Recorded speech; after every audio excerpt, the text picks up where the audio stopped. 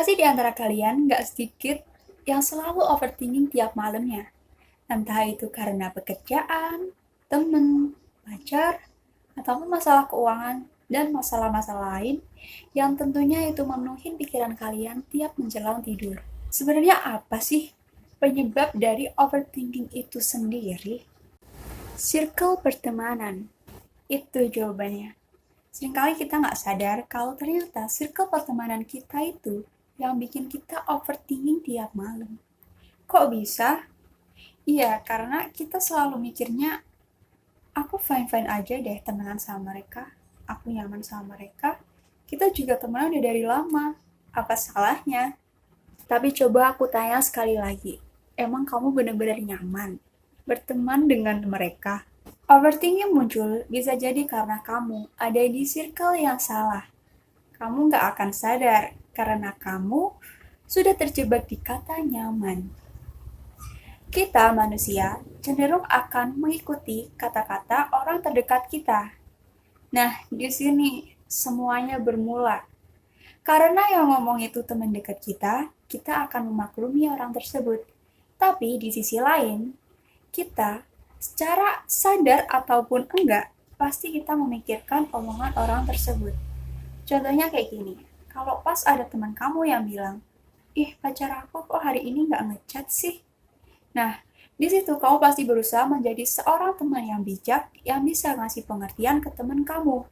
Tapi di sisi lain, kalau kamu ada di posisi kamu nggak punya pacar, kamu pasti merasa sedih kan?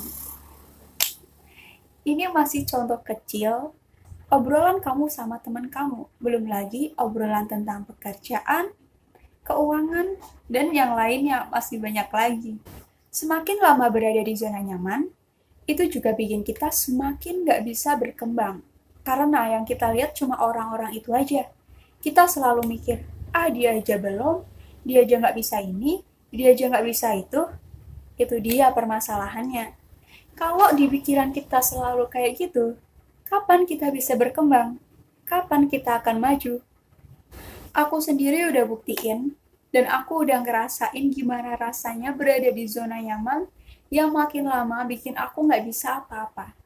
Jadi dulu waktu kelas 7 SMP, itu aku berada di kelas dimana aku nggak kenal siapapun, dan semuanya asing buat aku.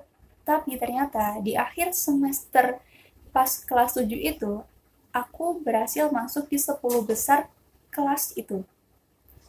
Berlanjut di kelas 8. Nah, di kelas 8 itu aku seneng banget.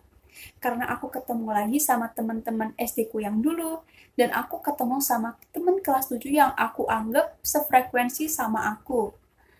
Nah, tapi kalian lihat, aku di kelas 8 itu, aku semakin turun. Dan bahkan nama aku nggak ada di peringkat 10 besar. Puncaknya di kelas 9. Di kelas 9 ini bener-bener parah. Karena di kelas 9 aku bisa lagi sama teman-teman kelas 8, bahkan aku ketemunya sama orang-orang yang aku nggak suka. Gimana sih rasanya kita harus adaptasi lagi, dan I keep survive, aku terus beradaptasi, aku terus coba, dan kalian tahu hasilnya juga bikin aku terkejut sendiri. Aku berhasil masuk di 5 besar paralel. Bayangin, dari yang 10 besar kelas aja aku nggak masuk, ini aku masuk 5 besar paralel. It's magic kan? Di situ aku sadar kalau ternyata circle pertemanan itu seberpengaruh itu di kehidupan kita. Manusia emang harus dikasih pahitnya dulu biar dia sadar dan dia bisa berkembang. Seringkali kita salah mengartikan arti kata nyaman yang sesungguhnya, dan seringkali juga kita terjebak di circle setan ini karena kita terbuai dengan kata nyaman. Dan itu yang bikin kita nggak berani keluar dari zona nyaman kita.